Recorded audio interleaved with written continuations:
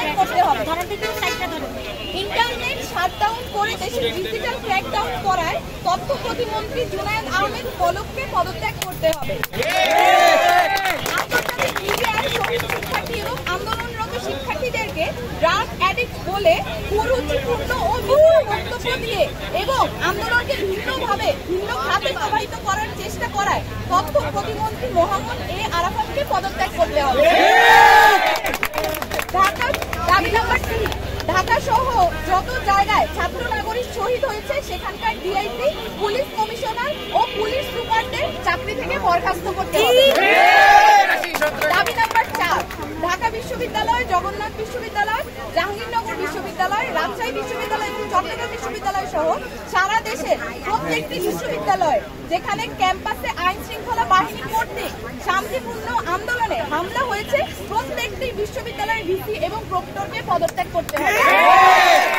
দাবি নাম্বার 5, যে police, BGB, RAB ও সেনা সদস্যরা শিক্ষার্থীদের ওপর গুলি করেছে, ছাত্রলীগ, যুবলীগ সহ যে সকল সন্ত্রাসীরা শিক্ষার্থীদের ওপর নৃশংস হামলা পরিচালনা করেছে এবং যে সকল নির্বাহী ম্যাজিস্ট্রেট, পুলিশ ও সেনা কর্মকর্তাদেরকে নিরস্ত্র ছাত্র নাগরিকদের ওপর গুলি করার নির্দেশ দিয়েছে তাদেরকে আটক করে হত্যা মামলা দায়ের করতে হবে ও দ্রুততম সময়ের মধ্যে গ্রেফতার করতে হবে।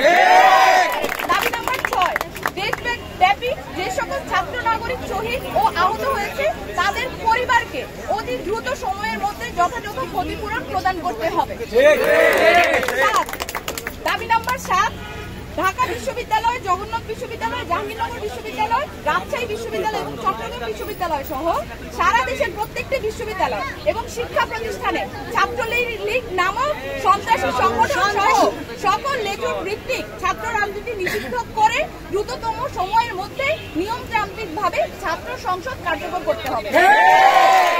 দাবি নাম্বার 8, অবিলম্বে সকল শিক্ষা প্রতিষ্ঠান ও হলগুলো খুলে দিতে হবে।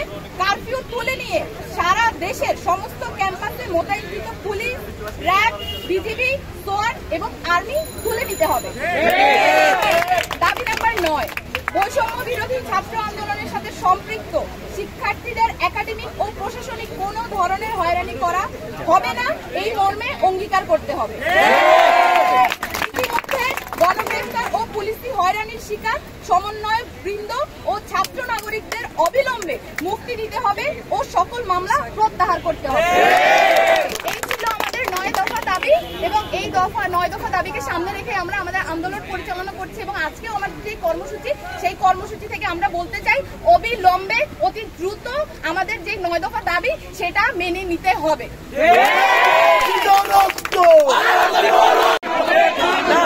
রানী ধরে মারো টান